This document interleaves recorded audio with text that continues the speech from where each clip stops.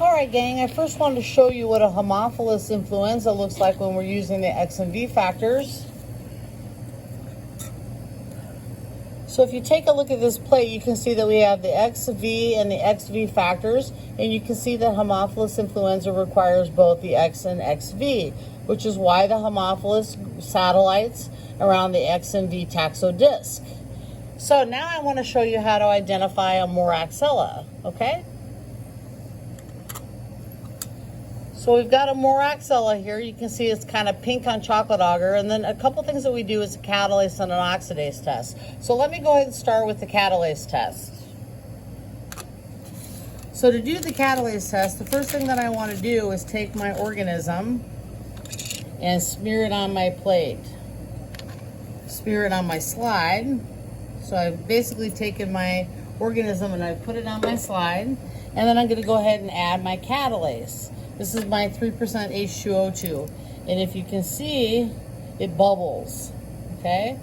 So that bubbling right there means that it's catalase positive, which all of our Neisseria and Moraxellas are. The next thing I'm gonna do is I'm gonna go ahead and do what's known as the oxidase test. So here I have a piece of filter paper and I'm gonna add my reagent to the filter paper. Just kind of breaking the ampule and squirting it on my piece of filter paper like that. And then what I'm going to do is I'm going to go ahead and add just a little bit of my organism to that filter paper. So I'm going to take a little bit of my organism and I'm going to add it to my filter paper, and it should turn black.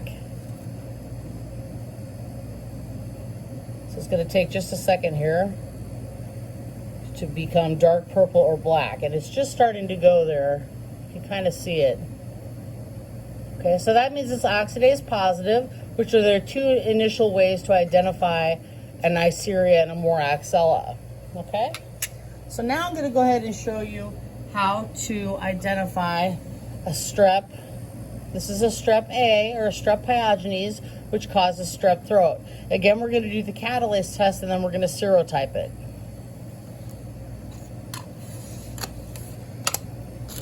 So the first thing I want to do is catalase, where I'm taking my organism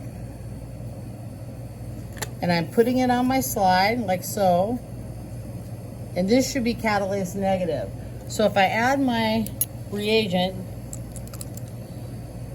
to my slide, you're going to see that there's no bubbling, which is a catalase negative, which is typical for your Streptococcus.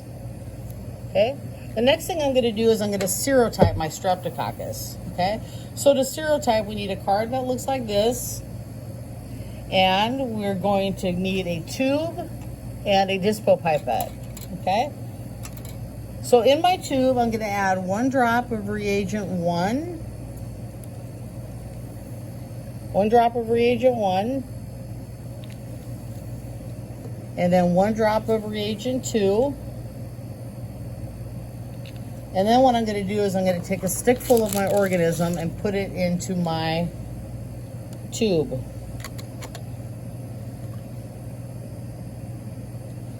So now what I've done is I've taken reagent 1 and reagent 2 and I've added it to my tube and I've mixed it all around. Okay? Now what I'm going to do is I'm going to add 3 drops of reagent 3.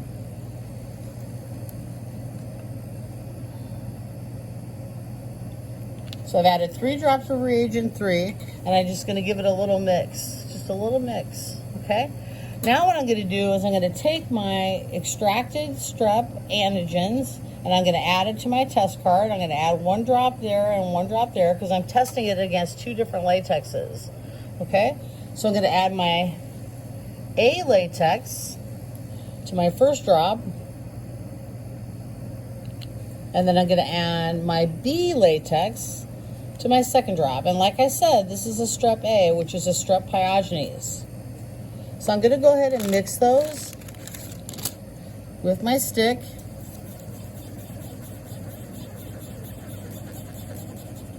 And then I can take the other side of my stick and mix with my reagent B. And then what I'm going to do is I'm going to hand rotate this for a minute. And I'm going to look for clumping. So because this is a strep A, it should clump with the A latex. Streptococcus pyogenes is also known as strep A. So as I hand rotate this for a minute, you're going to start to see clumping. You'll notice it does not react with the strep B latex because it's not a strep B. So let's just do this for another 30 seconds or so. And then if you look, you can see that that first well is clumped.